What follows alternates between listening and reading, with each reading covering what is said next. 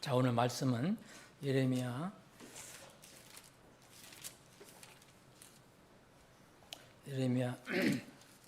1장 11절부터 보겠습니다. 예레미야 1장 11절부터 오늘 끝까지 이 1장은 다 마쳤으면 합니다. 그의 제가 몇 절을 16절까지 읽으면서 말씀을 드리겠습니다. 그에 더해 또 주의 말씀이 내게 임하여 이르시기를 예레미야야 네가 무엇을 보느냐 하시기에 내가 이르되 아몬드 나무 막대기를 보나이다 하였더라.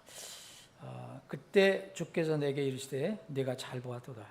이는 내가 그것을 이루기 위해 내 말을 서두를 것이기 때문이라 하시더라. 주의 말씀이 두 번째 내게 임하여 이르시기를 내가 무엇을 보느냐 하시기에 내가 이르되 내가 끓는 가마솥을 보는데 그것의 표면이 북쪽을 향하고 있나이다 하였더라.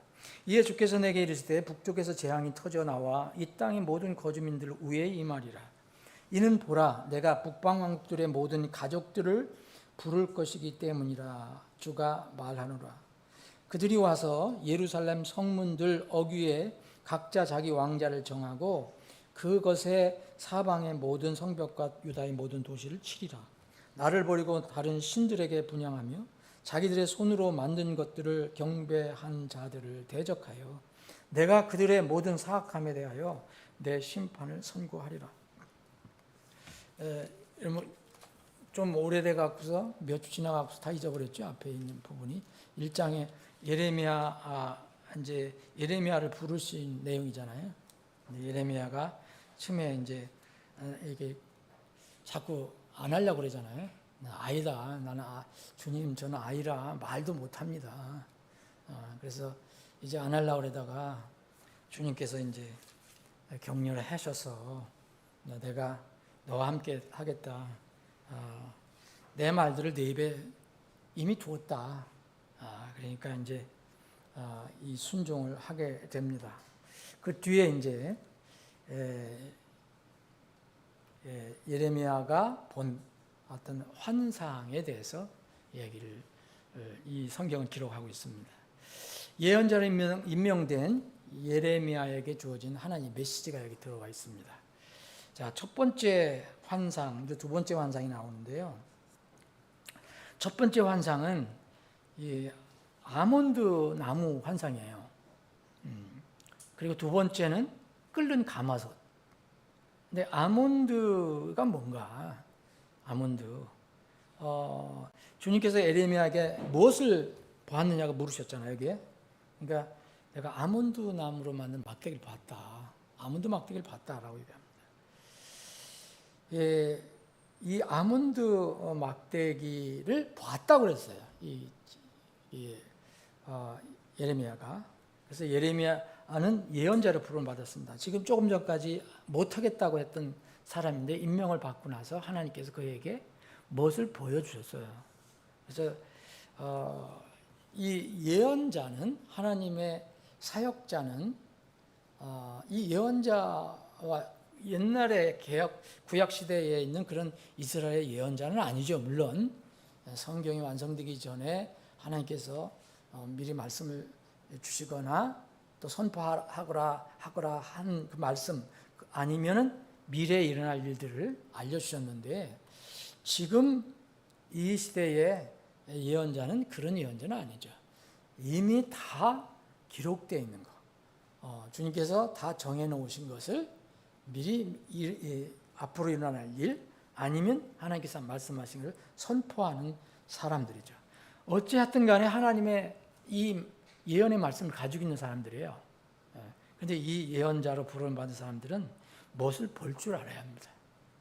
앞을 볼 줄 모르면 설교자가 될 수도 없고 예언자도 될 수 없습니다. 그래서 하나님께서 이 예레미야에게 이렇게 이 환상을 보여주셨고 너 뭘 보느냐 이렇게 물으셨어요. 그랬더니 내가 이것을 봅니다 라고 얘기합니다. 영적인 무언가를 앞에 있는 것을 내려볼 수 있는 사람, 그 사람이 바로 하나님의 일을 맡은 사람입니다. 그래서 이 사람들을 또 다른 말로 하면 이게 선견자라고도 얘기했어요. 영어로는 seer, 보는 자 그런 뜻으로. 그래서 예언자라고 부르는 사람들을 전에는 이제 선견자라고도 불렀습니다. 이 선견자 앞에 있는 거를 볼 수 있는 사람들. 그래서 하나님의 예언의 말씀에 그림을 볼 수 없는 사람은 눈이 먼 사람들입니다. 반드시 어떤 그런 전임 사역을 하지 않더라도 우리는 하나님의 말씀을 통해서 구원받고 하나님의 미래의 말씀을 가지고 살아가고 있어요. 이루어질 일을. 그래서 우리는 하나님의 예언의 말씀을 가지고 있어요. 근데 이 예언의 말씀에서 무엇을 주님께서 기록하고 계시고 그림을 그려주고 계시는가를 볼 수 없는 사람은 영적으로 눈이 어두운 사람입니다. 그래서 구원받았어도 말씀에 가까이 하지 않는 사람들은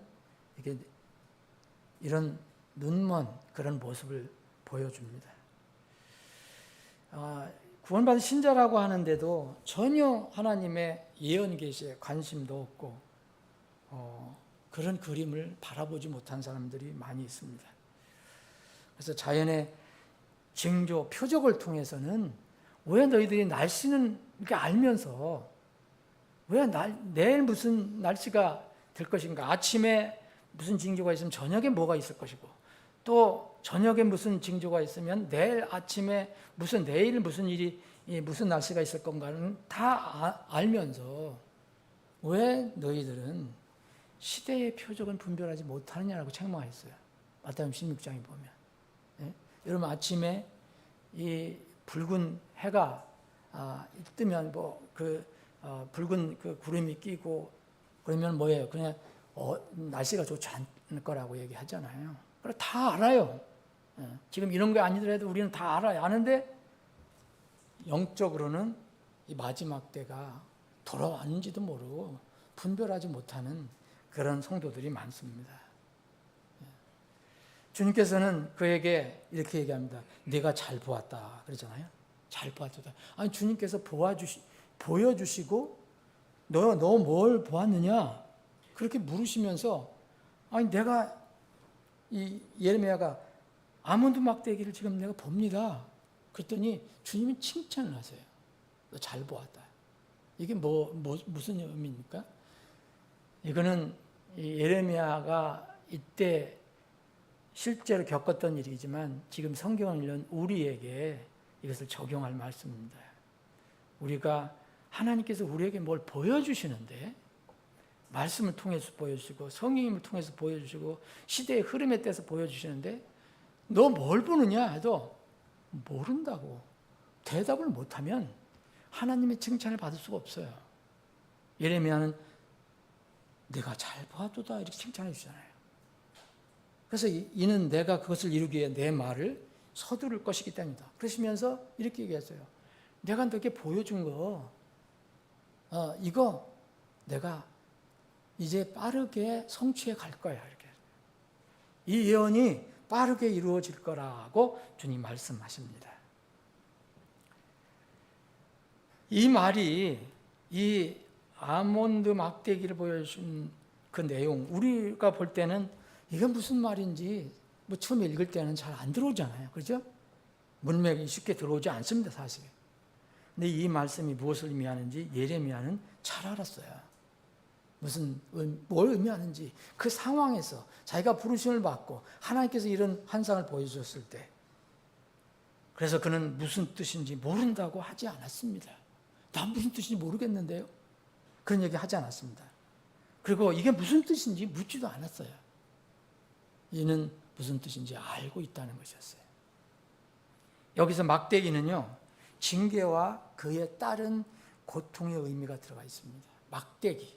성경에서 막대기는요, 좋은 의미로도 쓰이고 나쁜 의미로도 쓰입니다. 좋은 의미로 쓴 것은 모세가 들고 있었던 막대기예요. 그러니까 이 막대기를 들고 모든 권능을 행하고 기적을 행했죠. 그런데 또 곳곳에 보면은요, 하나님께서 이 막대기를 쓰실 때 이스라엘을 징계할 때 쓰십니다. 그리고 다른 민족을 또 심판하실 때 이 막대기를 쓰세요. 그래서 이 막대기는 고통의 의미가 들어가 있어요. 때로는 징계의 의미가 들어가 있어요. 사무엘기 7장 14절에 보면 그런 말씀이 있어요. 만일 그가 불법을 행하면, 여기서는 솔로몬이에요. 불법을 범하면 내가 사람들의 막대기와 사람들의 자손들의 채찍으로 그를 징계하리라.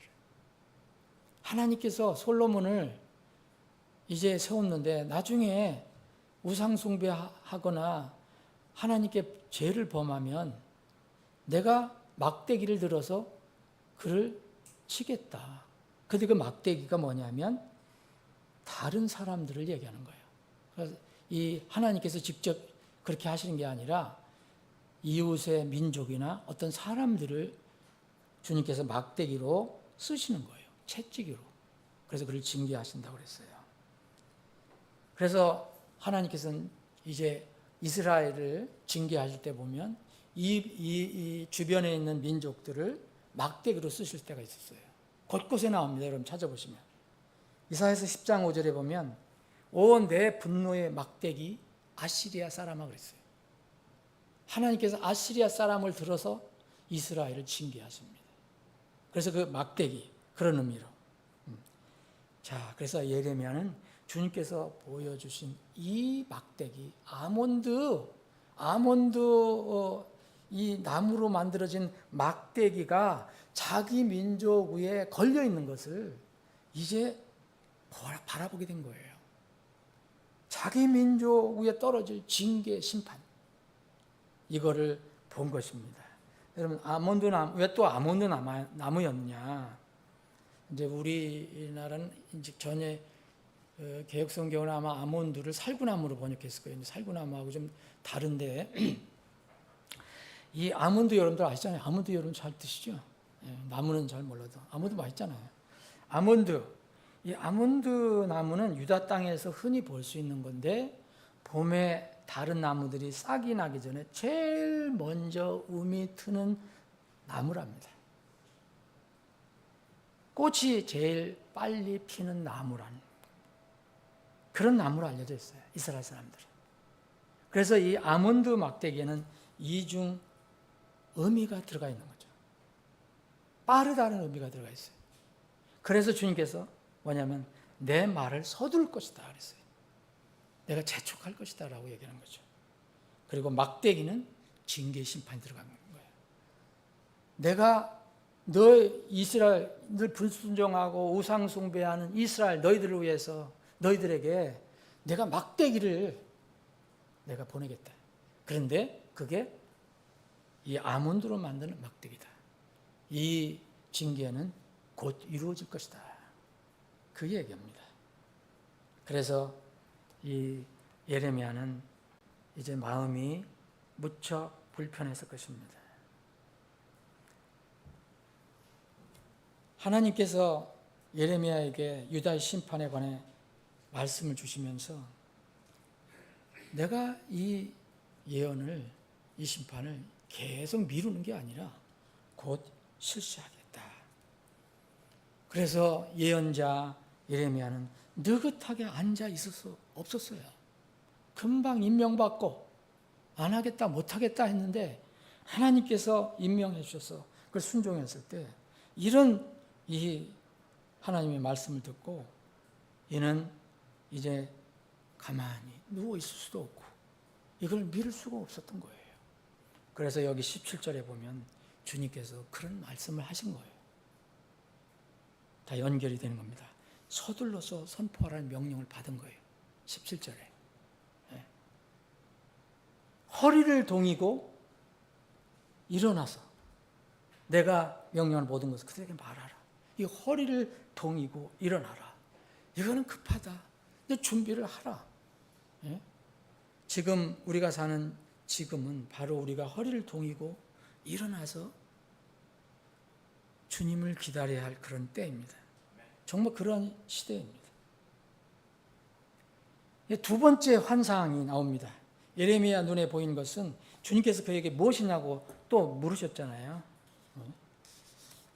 13절에 보면 네가 무엇을 보느냐 하시기에 내가 이르되 내가 끓는 가마솥을 보는데 그것의 표면이 북쪽을 향하고 있나이다 하더라. 자, 끓는 가마솥인데 그 표면이 북쪽을 향하고 있어요.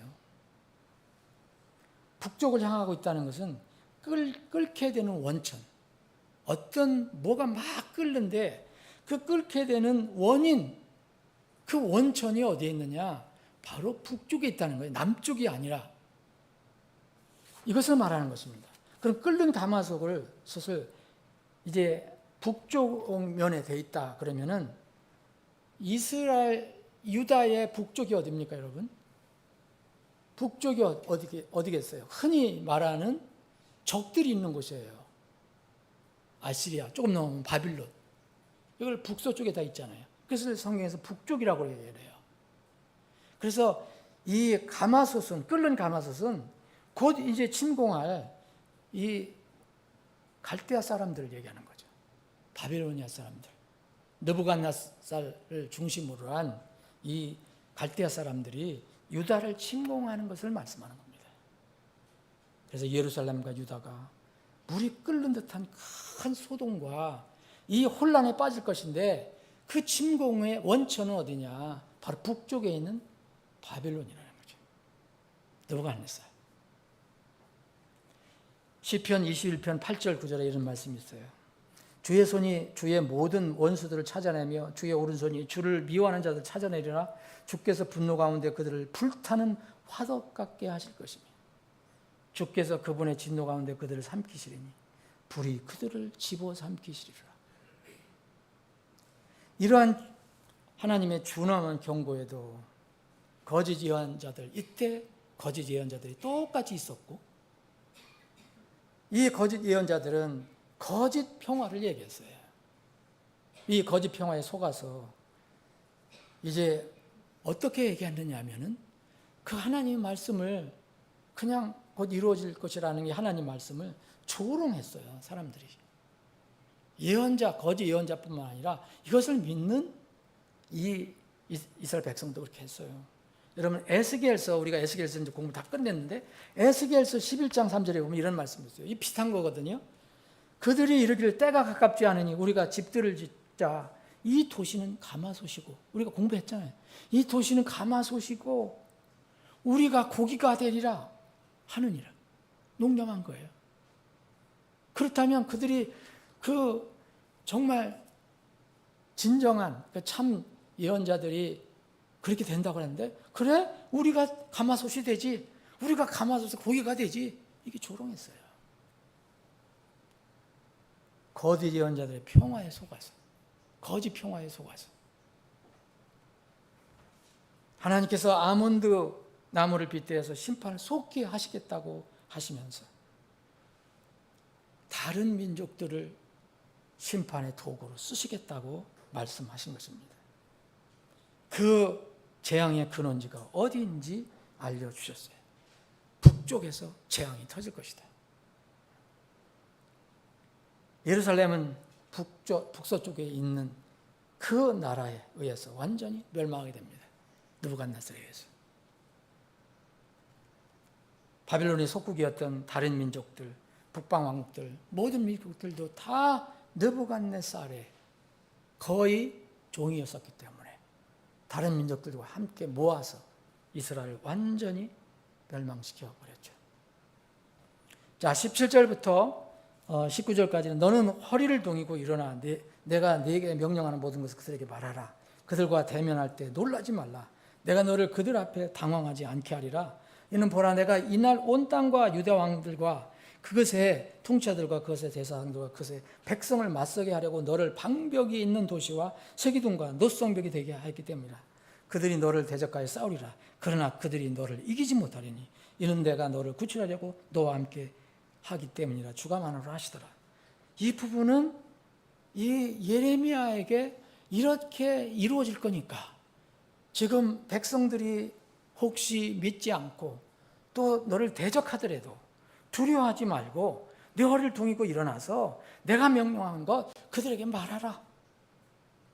그러면서 이 두려워할 거 아니에요. 아직도 그 사람들과 맞부딪히려면 유다 왕들도, 유다에 있는 왕들, 그 권력 있는 왕들 만나야 되고 통치자들 만나야 되고 제사장 만나야 되고 백성도 만나려면 얼마나 힘들겠습니까? 그것도 좋은 얘기도 아니고 너희들 다 죽는다. 빨리 정신 차리라 해야 되는데 그 맞아 죽거나 아니면 감옥에 가지거나 또 뭐 이런 어려움을 생각할 수 있잖아요. 그래서 이것을 알고 하나님께서는 이야기합니다. 격려합니다. 예레미야를. 너 두려워하지 마라. 내가 함께 할게. 내가 함께 할게. 예? 너를 내가 어떻게 만들 거냐면 그 너를 괴롭히려고 하는 그 모든 사람들, 왕들이든 통치자들은 제사장들은 백성들 맞서서 너가 그들이 무너뜨리지 못하는 방벽을 만들어줄게.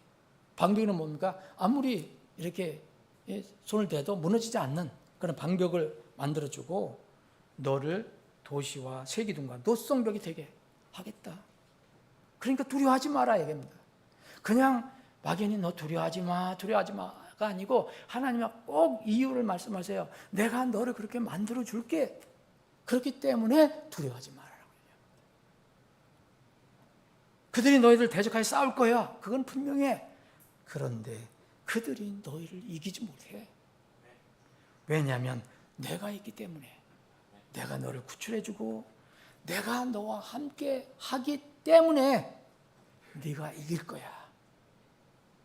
여러분, 이 말씀은 지금 이 시대를 살아가는 우리에게 해당되는 말씀입니다.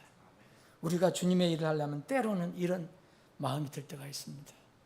뭐 단 한 어떤 복음을 전할 때도 두려워할 때가 있잖아요, 여러분.